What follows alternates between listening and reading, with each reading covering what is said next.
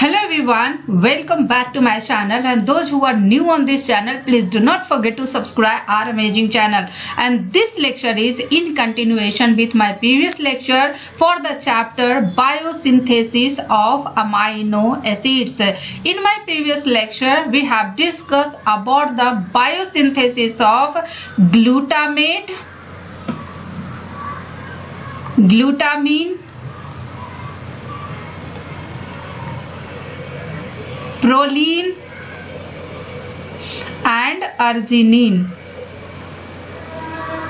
So in my previous lecture, in this chapter, we have discussed about the biosynthesis of glutamate, glutamine, proline as well as arginine. And in this lecture, we will discuss about biosynthesis of three amino acids. First one is the serine, second one is the glycine, third one is the cysteine. But before starting the lecture, this is about me. I am Dr. Manisha Sinha, PhD from Jawaharlal Nehru University, New Delhi in plant microbe interaction. I have qualified CSIR, UGC, NET, JRF. Apart from that, I have qualified various national level entrance exam at BSc, MSc and PhD level. I have 8+ year research experience in biological sciences, 4+ year teaching experience and published couple of international research paper. Now let's start the lecture, and the topic is biosynthesis of serine, glycine and cysteine.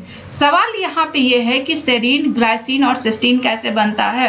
Serine का जो formation होता है वो three phosphoglycerate से होता है। Means serine के लिए जो प्रिकर्सर मॉलिक्यूल है that is three phosphoglycerate, but glycine और सिस्टीन बनता है सेरीन से। मींस एक बार अगर सेरीन 3-फॉस्फोग्लिसरेट से बनेगा तो सेरीन से ही ग्लाइसिन एंड सिस्टीन बनेंगे। Now the question is what is the biosynthetic pathway for the formation of serine from 3-phosphoglycerate. So this is the biosynthetic pathway for the formation of what? For the formation of serine. और serine की जो biosynthetic pathway है वो almost सारे organisms में same होते हैं, चाहे वो बैक्टीरिया हो, चाहे वो प्लांट्स हो या फिर एनिमल हो, चाहे वो बैक्टीरिया हो या फिर प्लांट हो या फिर एनिमल हो। जो मेजर पाथवे है सेरीन की बायोसिंथेसिस का वो सारे ऑर्गेनिजम्स में सेम होते हैं। अब सवाल ये है कि बायोसिंथेटिक पाथवे है क्या। So this is the structure of three phosphoglycerate. Three phosphoglycerate की अगर बात करें तो 3-फॉस्फोग्लिसरेट ये आएगा कहां से। Three phosphoglycerate is the intermediate of what? It is intermediate of glycolysis. Three phosphoglycerate क्या है? It is the intermediate of glycolytic pathway. Glycolytic pathway की अगर बात करें तो ग्लाइकोलिटिक पाथवे टोटल 10 स्टेप्स में कंप्लीट होते हैं। जो फर्स्ट 5 स्टेप होते हैं दैट इज प्रिपरेटरी फेज, जो लास्ट 5 स्टेज होते हैं that is pay off phase. So glycolytic pathway का एक इंटरमीडिएट क्या है? 3-फॉस्फोग्लिसरेट। यही 3-फॉस्फोग्लिसरेट है जो प्रिकर्सर है for the formation of serine. अब इसके फॉर्मेशन के लिए, अब सेरीन की फॉर्मेशन के लिए 3-फॉस्फोग्लिसरेट में क्या क्या करना होगा, उसके लिए पहले आपको ये समझना पड़ेगा कि 3-फॉस्फोग्लिसरेट का स्ट्रक्चर और सेरीन के स्ट्रक्चर में क्या क्या डिफरेंसेस हैं। So both three phosphoglycerate and serine 3 carbon compound है। This is the first carbon, second carbon, third carbon. Serine की अगर बात करें first carbon, second carbon, third carbon. First carbon पे तो कार्बोक्सिलिक ग्रुप है, इसमें भी फर्स्ट कार्बन पे कार्बोक्सिलिक ग्रुप है। So there is no need to change on the first carbon. Second carbon की अगर बात करें तो 3-फॉस्फोग्लिसरेट में सेकेंड कार्बन पे क्या है? OH ग्रुप है, लेकिन सेरीन में सेकेंड कार्बन पे क्या है? अमाइनो ग्रुप है। सो सेकेंड कार्बन पे क्या करना पड़ेगा? OH ग्रुप को रिप्लेस करना पड़ेगा बाई अमाइनो ग्रुप है। थर्ड कार्बन की अगर बात करें तो थर्ड कार्बन 3-फॉस्फोग्लिसरेट में क्या है? फॉस्फेट ग्रुप है, लेकिन थर्ड कार्बन पे सेरीन में OH ग्रुप है। क्या है? OH ग्रुप है। इस फॉस्फेट ग्रुप को रिप्लेस करना पड़ेगा किससे? OH ग्रुप से। सो इसके लिए क्या क्या करना पड़ेगा? इन दो चीजों को चेंज करने के लिए टोटल 3 स्टेप्स होते हैं। फर्स्ट स्टेप में क्या करते हैं, जो सेकेंड कार्बन है, सेकेंड कार्बन को ऑक्सीडाइज, सेकेंड कार्बन पे ऑक्सीडेशन होता है और सेकेंड कार्बन पे OH ग्रुप है। सो OH ग्रुप का ऑक्सीडेशन होगा तो क्या बनेगा, OH ग्रुप का ऑक्सीडेशन होगा तो कीटोन बनेगा। सो सेकेंड ग्रुप का ऑक्सीडेशन होता है किसका, 3-फॉस्फोग्लिसरेट का, और 3-फॉस्फोग्लिसरेट का अगर ऑक्सीडेशन होता है तो वो क्या बनाता है, 3-फॉस्फोहाइड्रोक्सी पाइरूवेट। और कोई भी रिएक्शन ऐसा नहीं है जिसमें सिर्फ और सिर्फ ऑक्सीडेशन हो या फिर रिडक्शन हो। कोई भी रिएक्शन में ऑक्सीडेशन और रिडक्शन साथ साथ होते हैं। अगर किसी मॉलिक्यूल का ऑक्सीडेशन होता है तो दूसरे मॉलिक्यूल का रिडक्शन भी होता है। सो इस रिएक्शन में 3-फॉस्फोग्लिसरेट का क्या हो रहा है, इस मॉलिक्यूल इस रिएक्शन में 3-फॉस्फोग्लिसरेट का हो रहा है ऑक्सीडेशन। तो यहाँ पे रिडक्शन किसका होगा, डेफिनेटली यहाँ पे रिडक्शन होगा रिड्यूसिंग कोएंजाइम का, and reducing coenzyme is NAD+। जब भी किसी मॉलिक्यूल का ऑक्सीडेशन होता है तो 2 प्रोटॉन एंड 2 इलेक्ट्रॉन रिलीज होते हैं। सो ये जो NAD+ है ये 2 प्रोटॉन और 2 इलेक्ट्रॉन लेके क्या बनाएगा, एक मॉलिक्यूल NADH बनाता है और एक H+ बनाता है, क्योंकि 2 प्रोटॉन का एकोमोडेशन NAD+ के रिंग पे नहीं होता है, सिर्फ एक ही प्रोटॉन का एकोमोडेशन होता है, इसीलिए एक प्रोटॉन सॉल्यूशन में ही रह जाता है। सो 3-फॉस्फोग्लिसरेट का जब ऑक्सीडेशन होगा तो क्या बनेगा, 3-फॉस्फोहाइड्रोक्सी पाइरूवेट, और NAD+ का रिडक्शन होगा तो एक NADH बनता है। इस रिएक्शन को जो एंजाइम कैटालाइज करता है दैट इज फॉस्फोग्लिसरेट डिहाइड्रोजिनेज।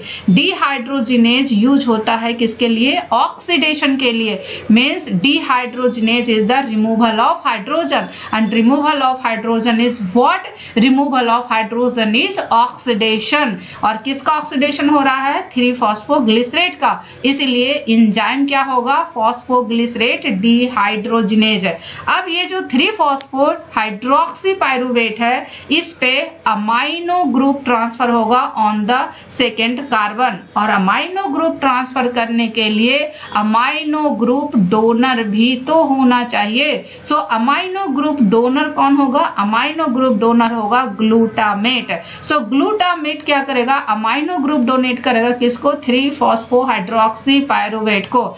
और जब ये अमाइनो ग्रुप डोनेट करेगा तो ग्लूटामेट खुद अल्फा कीटोग्लूटरेट में कन्वर्ट हो जाएगा, और 3-फॉस्फोहाइड्रोक्सी पाइरूवेट किस चीज में कन्वर्ट हो जाएगा, 3-फॉस्फोसेरीन में कन्वर्ट हो जाएगा। और इस रिएक्शन को जो एंजाइम कैटालाइज करेगा that is phosphoserine amino transferase. यहाँ पे क्या हो रहा है, अमाइनो ग्रुप का ट्रांसफर हो रहा है, किस पे हो रहा है, 3-फॉस्फोसेरीन। अमाइनो ग्रुप का ट्रांसफर होके क्या बन रहा है, अमाइनो ग्रुप का ट्रांसफर होके बना रहा है three phosphoserine. So the enzyme is phosphoserine amino transferase. अब इस 3-फॉस्फोसेरीन का हाइड्रोलिसिस होगा और इस फॉस्फेट का रिमूवल होगा। So hydrolysis is performed by enzyme phosphoserine phosphatase. Phosphoserine का ही हाइड्रोलिसिस हो रहा है, राइट। फॉस्फोसेरीन का हाइड्रोलिसिस हो रहा है तो फॉस्फेटेज एंजाइम किस में ऐड होगा, फॉस्फोसेरीन फॉस्फेटेज में। और जब हाइड्रोलिसिस होगा तो आफ्टर हाइड्रोलिसिस ये बनाएगा सेरीन। सो सेरीन किससे बना, सेरीन बना 3-फॉस्फोग्लिसरेट से।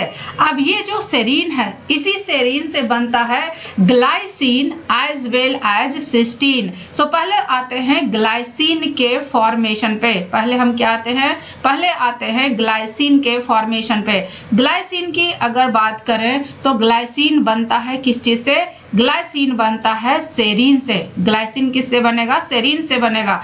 अब इसमें क्या क्या चेंजेज होंगे, सो इसके लिए पहले आपको स्ट्रक्चर चेक करना पड़ेगा कि दोनों के स्ट्रक्चर में क्या डिफरेंस है। सेरीन की अगर बात करें तो इट्स ए 3 कार्बन कंपाउंड, लेकिन ग्लाइसिन की अगर बात करें तो it's a 2 carbon compound. Serine कितने कार्बन का कंपाउंड है, 3 कार्बन का कंपाउंड है, लेकिन ग्लाइसिन 2 कार्बन का कंपाउंड है। अब इस 3 कार्बन कंपाउंड से 2 कार्बन कंपाउंड में कन्वर्ट करने के लिए क्या करना पड़ेगा, फर्स्ट नंबर कार्बन और सेकंड नंबर कार्बन सेम है in both serine and glycine. The difference is 3 number carbon. अब 3 नंबर कार्बन को एक कार्बन रिमूव करना है in the form of methyl group और एक वाटर रिमूव करते हैं। वाटर रिमूव होता है bye hydrolysis. And methyl group कैसे रिमूव होगा? मिथाइल ग्रुप रिमूव करने के लिए इस मिथाइल ग्रुप को एक्सेप्ट करता है कौन? टेट्राहाइड्रोफोलेट। और टेट्राहाइड्रोफोलेट जब मिथाइल ग्रुप रिमूव करता है तो ये मिथिलीन ब्रिज बनाता है। ये मिथिलीन ब्रिज बनाता है बिटवीन N5 एंड N10 और ये बनता है N5N10 मिथिलीन टेट्राहाइड्रोफोलेट। सो इस कार्बन को एक्सेप्ट कौन करेगा? टेट्राहाइड्रोफोलेट। और वाटर रिलीज होगा, देन बनेगा क्या? ग्लाइसिन। और इस रिएक्शन को जो एंजाइम कैटालाइज करता है that is serine hydroxy methyl transferase. Serine hydroxy methyl transferase के लिए एक कोफैक्टर की रिक्वायरमेंट होती है and that cofactor is PLP, that is pyridoxal phosphate. So this is the process of formation of glycine from serine. But vertebrate के liver में इस तरह से ग्लाइसिन नहीं बनते हैं, दूसरे रूट से ग्लाइसिन बनते हैं and the enzyme is glycine synthase. Glycine synthase को ग्लाइसिन क्लीवेज एंजाइम भी बोलते हैं। अब ये कौन सा रिएक्शन परफॉर्म करता है? कार्बन डाइऑक्साइड अमोनियम आयन से रिएक्ट करता है और यहाँ पे मिथाइल ग्रुप जो डोनर होता है N5N10 मिथिलीन टेट्राहाइड्रोफोलेट, एक रिड्यूसिंग कोएंजाइम भी होता है दैट इज NADH+H+। और ये रिएक्शन क्या करता है? ग्लाइसिन बनाता है, टेट्राहाइड्रोफोलेट और NADH NAD+ में कन्वर्ट होता है। So this is the biosynthetic pathway for serine and glycine. But now the third amino acid is cysteine. What is the biosynthetic pathway for cysteine? cysteine की अगर structure देखें तो इसमें SH group है। cysteine किससे बनेगा? सेरीन से बनेगा। सेरीन और cysteine दोनों में डिफरेंस क्या है? डिफरेंस है सिर्फ OH और SH का। OH किस में है? सेरीन में। और SH किस में है? सिस्टीन में। अब सवाल ये है कि सेरीन में OH है और सिस्टीन में SH है, तो ये सिस्टीन में जो SH है वो सल्फर कहाँ से आता है? This sulphur is reduced sulphur. ये क्या है? रिड्यूस्ड सल्फर है। और ये जो रिड्यूस्ड सल्फर है वो आता है इन्वायरमेंटल सल्फेट से। किससे आता है? इन्वायरमेंटल सल्फेट से। बट इन्वायरमेंटल सल्फेट से जो रिड्यूस्ड सल्फर आता है वो सिर्फ और सिर्फ प्लांट्स एंड बैक्टीरिया में आता है। किस में आता है? प्लांट्स एंड बैक्टीरिया में आता है। इसका मतलब प्लांट्स एंड बैक्टीरिया में सिस्टीन की बायोसिंथेसिस का पाथवे सेम होता है। वो क्या होता है अभी देखते हैं। लेकिन मैमल्स में सिस्टीन की बायोसिंथेसिस पाथवे अलग होता है। सो पहले आते हैं biosynthetic pathway of cysteine in plants and bacteria. So serine में OH है। अब इस सेरीन में OH को हटाना है, इसके लिए क्या चाहिए? सल्फर चाहिए। सल्फर कहाँ से आएगा? सल्फेट से आएगा। सो this is the environmental sulphate. अब ये जो सल्फेट है ये डायरेक्टली यहाँ पे बाइंड नहीं करेगा, इसके लिए पहले इस सल्फेट को एक्टिवेट करना पड़ता है। और एक्टिवेट करने के लिए कौन आएगा? एक्टिवेट करने के लिए आएगा ATP। सो ATP इस सल्फेट से रिएक्ट करता है और ये बनाता है एडिनोसिन 5' फॉस्फोसल्फेट जिसको बोलते हैं APS। सो ये क्या बनेगा? ATP सल्फेट से रिएक्ट करके APS बना और यहाँ से पायरोफॉस्फेट रिलीज हो जाता है। इस रिएक्शन को जो एंजाइम कैटालाइज करता है दैट इज ATP सल्फ्यूराइलेज। अब ये जो APS है इस पे एक और फॉस्फोराइलेशन होता है and phosphorylation group is again ATP, but इस टाइम फॉस्फोराइलेशन दूसरे कार्बन पे होता है। इस टाइम फॉस्फोराइलेशन कहाँ पे होता है? 3' कार्बन पे होता है। सो 3' कार्बन पे फॉस्फेट ग्रुप ऐड करता है और इस कंपाउंड को बोलते हैं 3' phospho adenosine 5' phosphosulphate that is PAPS। अब इस PAPS का 8 इलेक्ट्रॉन रिडक्शन होता है। क्या होता है? 8 इलेक्ट्रॉन रिडक्शन होता है और एक NADPH से जो इलेक्ट्रॉन निकलते हैं वो सिर्फ और सिर्फ 2 इलेक्ट्रॉन निकलते हैं। यहाँ पे रिड्यूसिंग कोएंजाइम क्या है? Reducing coenzyme is NADPH। NADPH जब ऑक्सीडाइज होता है तो NADP+ में कन्वर्ट होता है plus 2 electron plus 2 proton release करता है। सो ये जो 2 इलेक्ट्रॉन रिलीज होता है एक मॉलिक्यूल NADPH से होता है। सो 8 इलेक्ट्रॉन रिडक्शन के लिए टोटल कितने चाहिए? 4 मॉलिक्यूल चाहिए। चाहिए। सो 1 मॉलिक्यूल से रिड्यूस करके ये क्या बनाता है, PAP, और ये सल्फाइड में कन्वर्ट हो जाता है।